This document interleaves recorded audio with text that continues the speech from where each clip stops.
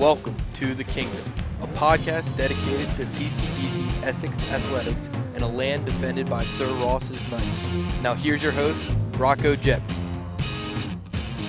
Hello, Knights Nation. Rocco Geppi here for the Kingdom Podcast, and I'm flying solo this week as Aaron Thomas is out on assignment.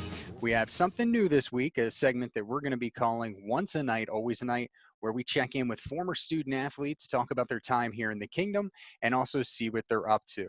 This week, to lead things off, my interview with Madison Christian, former women's lacrosse student athlete here at Essex. And a lot of stuff to talk about, so we're going to get you right into that interview. Here's part one of my interview with Madison Christian. Hi, Knights Nation. Rocco Geppi here for the Kingdom Podcast, and today it is my pleasure to be joined by a legend in Knights women's lacrosse. I'm welcoming in Madison Christian. Madison, how you doing? I'm doing well, just trying to get through these Corona times while being in grad school, but I think things are going well. Well, we do appreciate you coming on the show. We know you're a very busy young lady.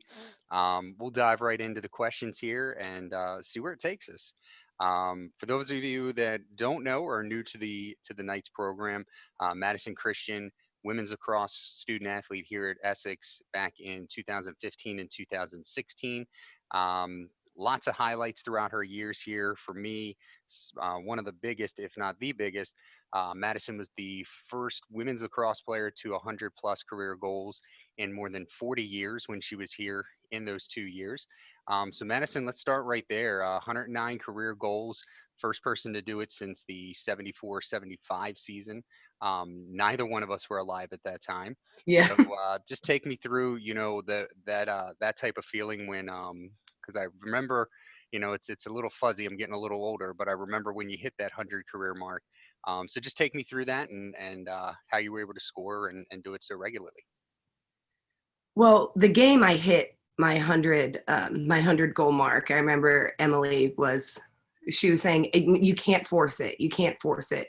Because I was just so excited to hit that milestone that I at first was taking just some wild shots I wouldn't take before that. But when I hit it, it was just such a feeling of accomplishment because I worked so hard in my 2 years at Essex to be one of the best. I mean, we had practice, but I was constantly doing work outside of that.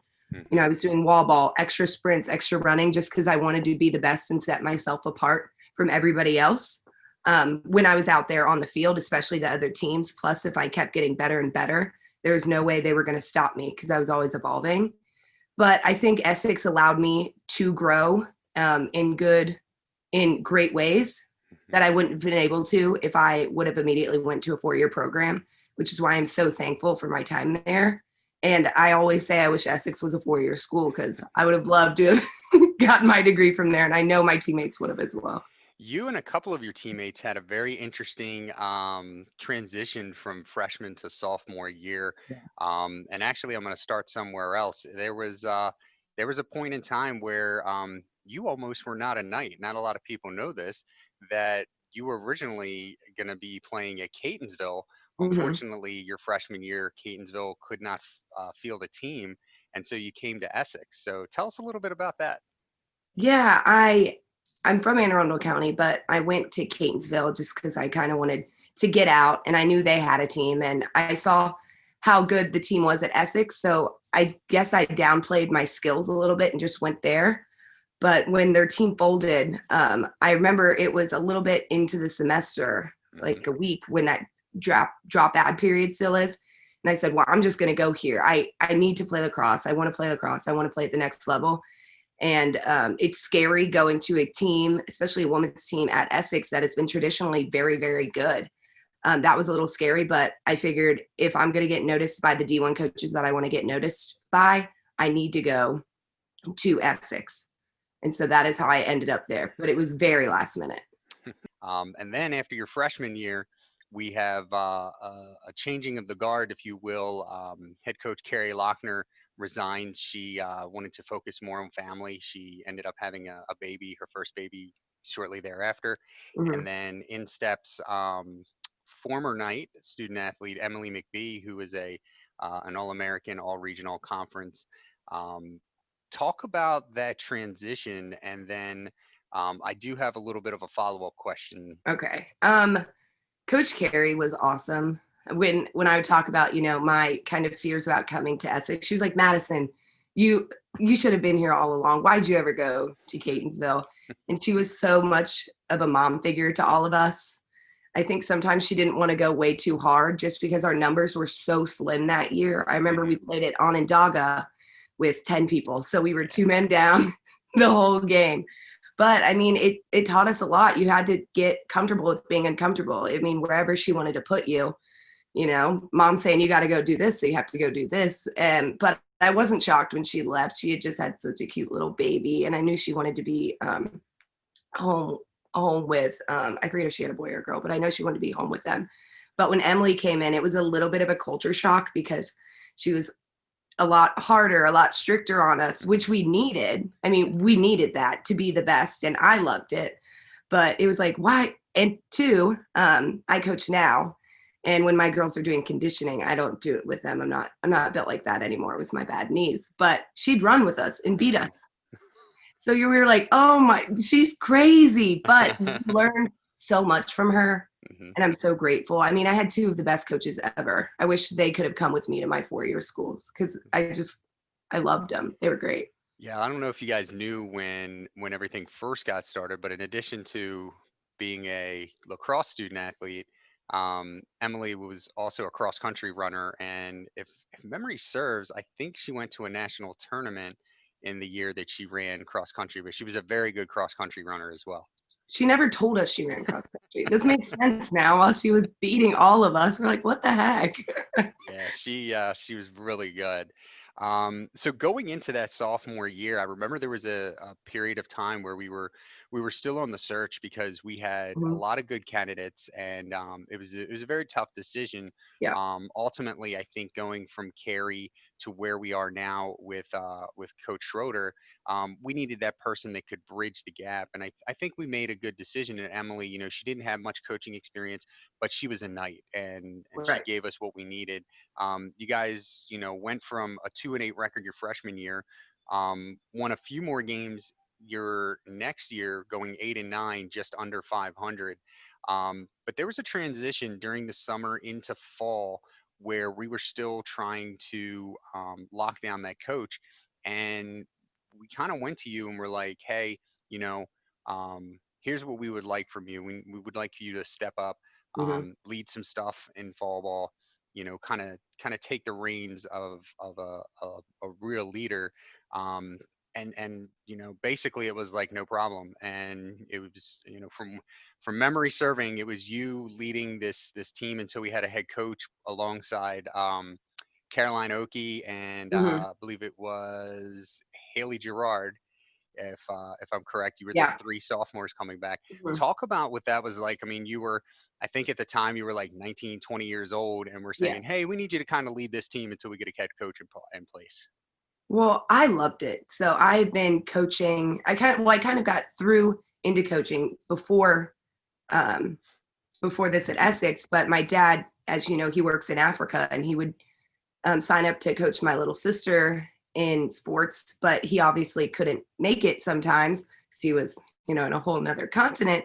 So I was kind of thrown in there a lot. But I realized I love coaching. I love it. I love stepping up and kind of being the leader on the field and helping girls progress because I love lacrosse. I love this sport. And I think sometimes people get a little scared because I'm so passionate about it. Hmm. I think it's a great sport. And I just want to share my wealth of knowledge that has been passed down to me from all these great coaches to everybody else because I want everyone to be as equally good on the field. And plus, I mean, it may have been a little selfish, but I wanted good teammates Hmm. alongside me so we could just be unstoppable in our MD JUCO Yeah. games. But I loved it. And now I'm coaching again at CAK, but Christian Academy School here in Knoxville. But I just love it. I love being the coach that I never had in high school, if that makes sense. I mean, I've had a lot of different coaches, and I wanted to be the positive coach. And I think you did a good job. I think the 3 of you, it was a good transition, and it showed. I Mhm. mean, you had 4 times the amount of victories in your sophomore year than you did in your freshman year. The recruiting got a little bit better that year. I think you Mhm. guys actually had a substitute that year or two. We So did. things were a little bit better. Um, we're gonna hit a break here real quick. We'll be back. Rocco Geppi with Madison Christian here on the Kingdom Podcast. We'll be right back. Let's talk about college. Times have changed, and I say no to an education at the cost of crippling debt. Because paying off student loans for the next 30 years is not in my financial plans. Rethink what's possible with CCBC. Visit us online and see what you can be. Times have changed, and I will not stay stuck in a job because college has no time for me. I will not let a limited schedule limit me. Rethink what's possible with CCBC. Visit us online and see what you can be.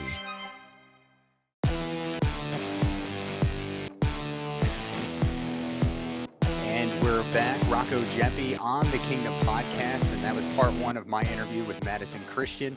And you heard a little bit about her leadership skills and how she built those skills both from an upbringing as well as some of the challenges that she had in going from a freshman to a sophomore with a head coaching change going on all at the same time.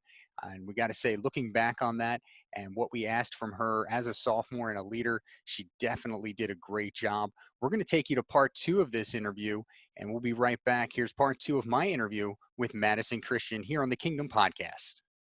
Rocco Geppi with Madison Christian, the former Knight here. And Madison, we talked a little bit about your career numbers earlier. I just want to take a quick look at some sophomore numbers here.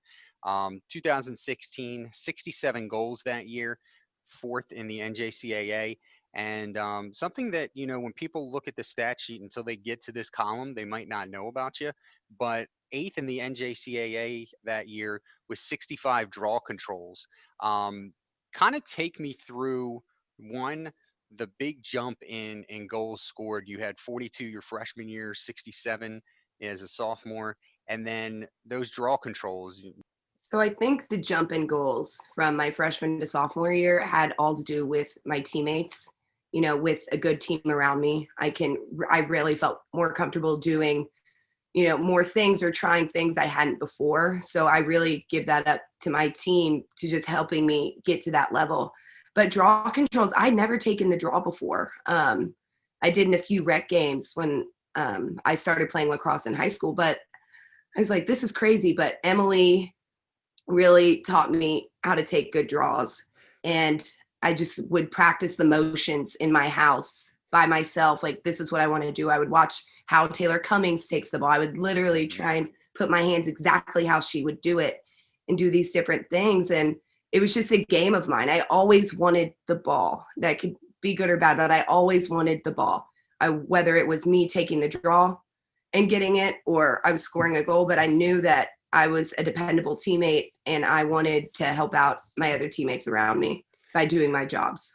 Speaking of helping out, and it kind of is interesting that you say that for this next question, but kind of fortuitous, I guess, that you're at the University of Tennessee, and your time here. Another thing that I remember vividly was your volunteerism when we were going to the elementary schools, and helping out and being, kind of spending time with those kids to give them good role models.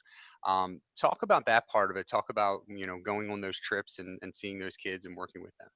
I think growing up as a military child, service has been in my family.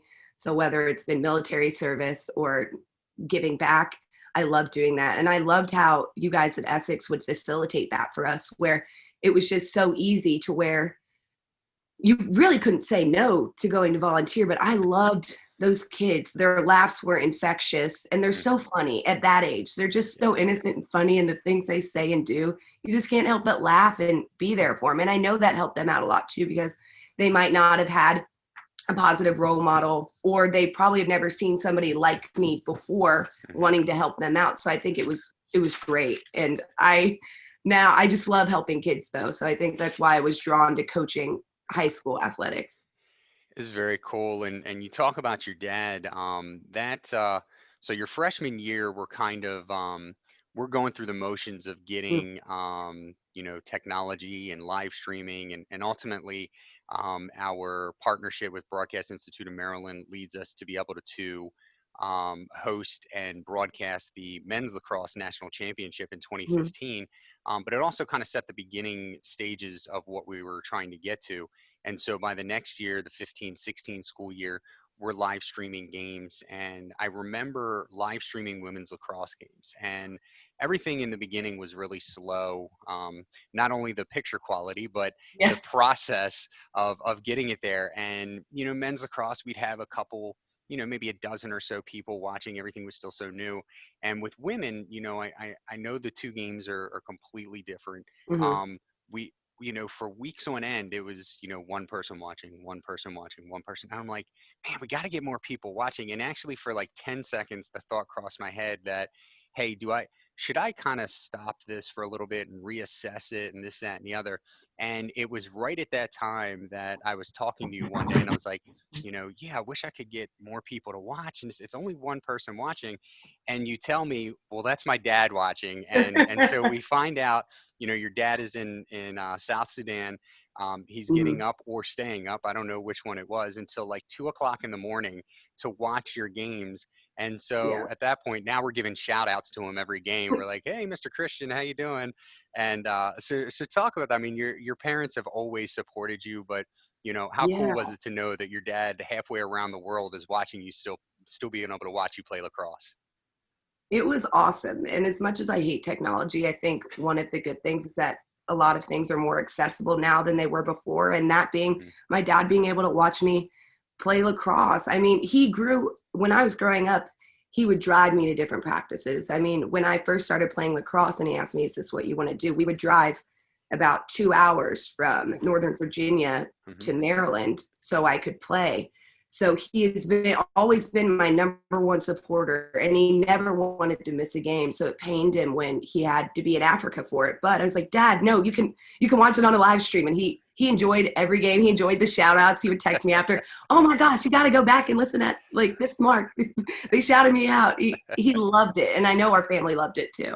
That's awesome. Yeah, your dad, your family have always been really good supporters of the program, and we appreciate them just as much as we appreciate. Well, we probably appreciate you a little bit more, Yeah. but we appreciate them being involved. It was really cool.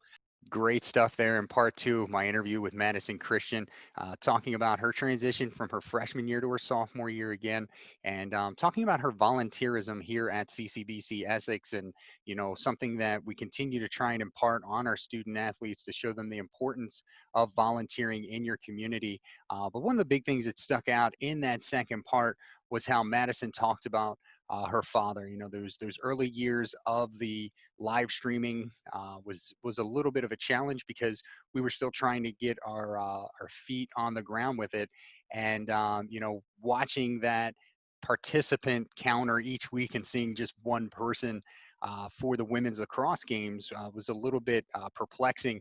And then we finally found out that Mr. Christian was watching from South Sudan. I mean, it just that gives you an idea on the dedication that that he and a lot of our parents have for our student athletes.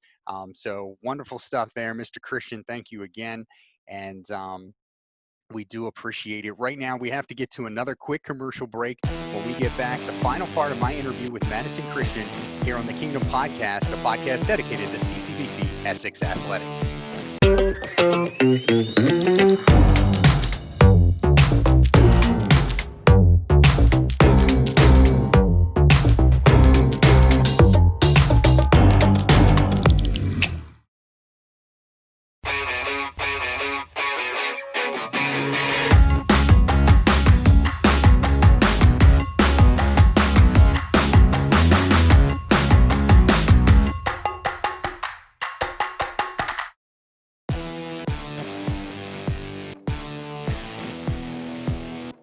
We are back here on the Kingdom Podcast. Rocco Geppi flying solo. If you're joining us partway through, Aaron Thomas out this week on assignment. We hope to have him back next week. And we thank you for sticking around, those of you that have watched from the beginning. Season 2, episode number 3, Once a Night, Always a Night segment. We're heading into the final part of my interview with Madison Christian, former women's lacrosse student athlete here at CCBC Essex. So let's get over to it. The final part, Madison Christian here on the Kingdom Podcast. So you have to leave. There's 2 years here. But you get to go on another exciting adventure. You get recruited and go to a first-year Division I program at Butler. Talk about that transition and talk about your time at Butler. That transition, because Essex, it was almost like you had to start over pretty much every year when it came to people. I think that's what made the transition to a first-year D1 program a lot easier. But it wasn't. We were a new team, and I was just used to having to make friends on the fly, you know, having to figure out what the work ethic of the team is going to be like. And I loved my time at Butler. My teammates were great. I actually had a junior college teammate from Hartford. We were roommates. Yeah, we were roommates. So that made it easier too, because we were navigating through this new period in our lacrosse careers. But it is super hard to start up a Division I program. I mean, it is super hard. I know for the coaches and the athletic administrators, but also being a player, because you work your hardest. You have to build a team culture and whatnot. But when it comes down to playing games, you're probably not going to win a lot. So that it does a lot for your mental health. It's super hard. And then I was on a team. I was a little bit older, but I was on a team. I was 22, and most of my teammates were 18. It was 22 of them were 18. There were only 5 or 6 upperclassmen, and that's super hard too, to deal with a lot of emotions of starting a first-year program. It's your freshman year of college. And as a captain, I did my best, but it was overwhelming at times. Sure. No, I can definitely see that. Yeah, but I did score the first goal in Butler women's lacrosse history. I did have that opportunity, and not many people can say that. Sure. And I actually had the game ball. It's sitting on my TV stand right behind me. My coach sent it to me for a graduation gift. But I mean, I learned a lot about myself. If you really want a challenge, you go to a program that's starting up. It is so rewarding, but it is equally as hard. So you end up actually back on the I guess the family stomping grounds in Tennessee. You end up graduating your undergrad from University of Tennessee, and now you're there for your graduate program. Take us through what your degree you got as an undergrad, what you're pursuing now, and how that's all working out. So my degree for undergrad was in journalism and electronic communications with a focus in sports broadcasting. I thought for one, I wanted to do back to volunteering and helping people out. I thought it would have been selfish of me to have just been a broadcaster and just speak about sports or speak about things that have already happened and not really, you know, changing things that I thought needed to be changed. So my graduate degree will be in recreation and sports management. And from there, I'd like to work on compliance. I love rules. You know, my dad was a military guy, so it was, you're not 15 minutes early, you're late. A lot of rules, but it's super hard. A lot of people call us narcs, but behind the scenes, we're helping you out more than you could ever realize. We're helping your coach how to navigate through. You want to do something that might be a little bit not NCAA approved. We're helping you navigate through that. I mean, we're helping student athletes before they even step on campus, helping with their schedules, what they need to take, what they need to do. It's a lot more work behind the scenes, which I like, but I hope to one day, really make some Title IX changes, because I think women's in athletics, there's still, I mean, men's athletics had 100-year head start when it comes to women. Sure. So there's still things we need to change on that front. No, I definitely would agree. What advice would you give to young ladies playing in the sport right now? You just need to do the best that you can do. I mean, you can try and get your teammates to work harder, but you're not inside their brain. You can't control their brain. If you're doing the best that you can do and being the best teammate and the best friend, then that's all. As long as you know you're doing that, then you should be unstoppable. But if everyone on the team has a common goal, and goals can be intangible too. I mean, obviously it would be great to win a conference championship, but it's like, oh, I want to get closer with this teammate. I want to build this relationship. There's a ton of other goals that don't have to be winning a championship, which I think are probably more important, because winning a championship or a region title is one big goal. But if you make a bunch of littler goals to build up to that, then you will have no problem meeting that big goal. So also, I saw a stat the other day that people are more likely to reach their goals if you write them down. And that was a big part. That was a big thing for me. Mm-hmm. When I was going through, I would write down what I wanted to accomplish that week or in a season. And I do that now with my girls, and it's helped 100% because you can also go back and look like, oh, I accomplished that. I did that, which I think helps. It's interesting. It's really good advice too. I'm going to ask you though right now to single somebody out. We have a sophomore that we believe it would have happened last year had it not been for coronavirus. Alex Stroman. She is 39 goals away from eclipsing 100 career goals. Would be just the second person, obviously, in the last 40 years, and the first since 2016. Having just done that a few years ago, what advice do you have for her? Just do it. I mean, Alex, if you're listening, you can do it. You just keep working hard. And I know you have been. The 100 Club is a great club to be in. It's fun. I would like, a teammate more my age in the club, but you can do it. Just keep working hard and don't force that when the time comes where you're at 99 and you just need one more. Mm-hmm. Don't force it, because I did that. And it worked out for me, but just go out there and play and have fun. I mean, how many people can say they scored at a junior college? I mean, a lot of people do at four-year schools, but how many people can say they scored a total of 100 goals in 2 years? I mean, that's a very exclusive club, even if you take in all the other NJCAA teams. It's a very exclusive club, and it's awesome. It's a great feat. All right, final thing for you going away here. Give me, and I'm going to put you on the spot a little bit here, give me your top 3 memories from being here at CCBC Essex in the Kingdom. Okay. Obviously, scoring my 100th goal was great. Second would be, my second year, we would have dance parties on top of our cars before and after games. So it is just something that lifted our spirits. Did we dent the top of our cars? Yeah, we did a little bit, but it was so worth it. Just that bonding time with your teammates that wasn't like on the field was so great, and it helped us with our on the field communication and relationships better.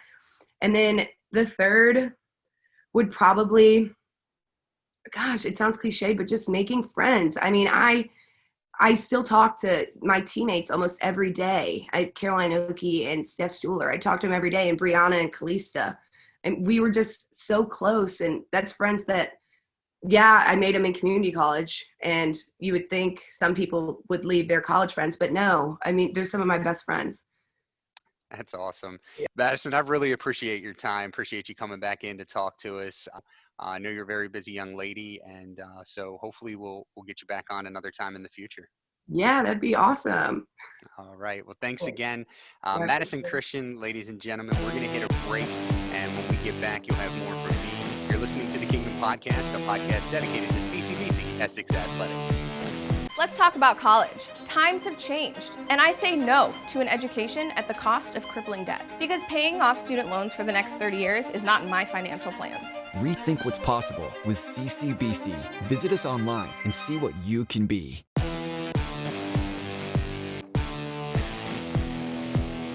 We are back, and my thanks again to Madison Christian for sitting down with me for that interview.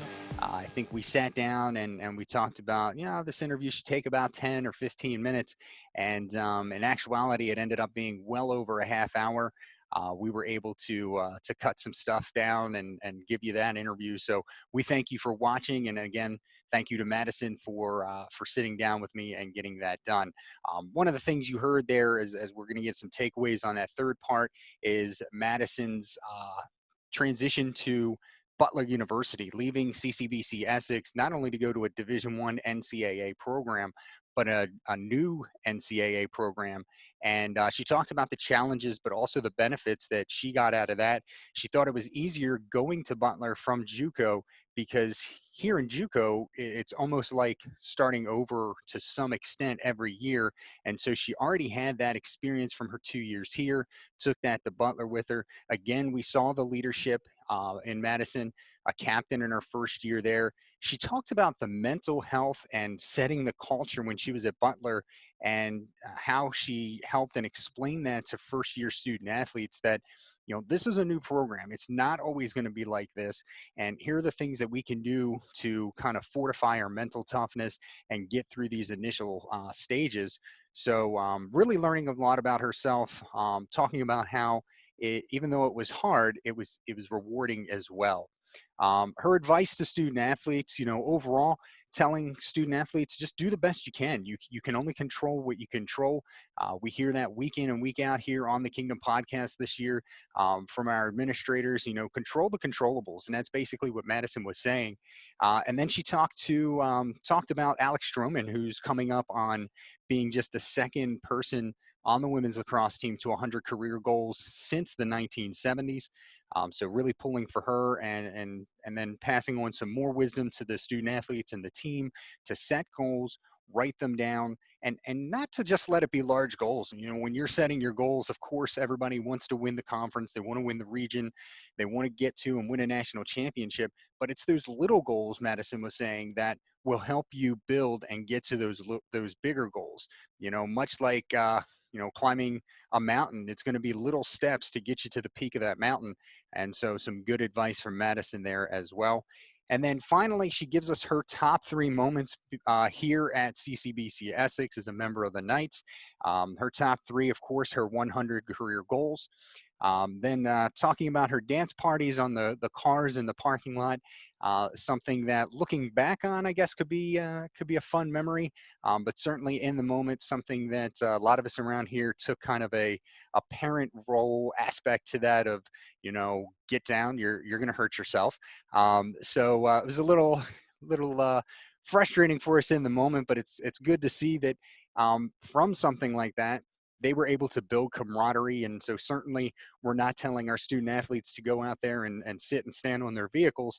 But, there are different ways, odd ways, unique ways to build to build teamwork, to build camaraderie. And so it was good to see that was done. And then finally, she said, Madison mentioned that the cliche-ness, if I can, of this last memory, and that was the long-lasting friendships. Meeting a lot of people over her 2 years here at Essex, and still being friends with them to this day. We think a lot of when people go off to college that they're meeting lifelong friends, and sometimes what really jumps into our head are those 4-year experiences. A lot of people don't realize that from a 2-year experience in this athletic atmosphere, you can make friends that you're going to have virtually the rest of your life. Any of you watching and listening that have been to a CCBC Athletics Hall of Fame event, constantly hear the Hall of Famers talk about how they met and became friends with people that they're still friends with 20, 30, 40 years later. So that's another thing, a big advantage of being at a community college is that you can still bond and build those lifelong relationships. Well, folks, that's all the time we have this week. Thanks again to Madison Christian for being the first once a night, always a night interview. If there's a former student athlete that you'd like us to interview, go on to Twitter or Instagram. Use the hashtag once a night, always a night. Let us know about it. If you want to send us a direct message, that's fine as well. Also, make sure you follow us on Facebook and subscribe to our YouTube channels. That is where we're going to upload all of these videos so you can receive a notification when that happens. We're going to be back next week. Aaron Thomas back in studio. He's out on assignment this week, so we thank him for taking care of business. I'm Rocco Geppi. We appreciate you sticking around and watching Season 2, Episode number 3 of the Kingdom Podcast, a podcast dedicated to CCBC Essex Athletics. So long.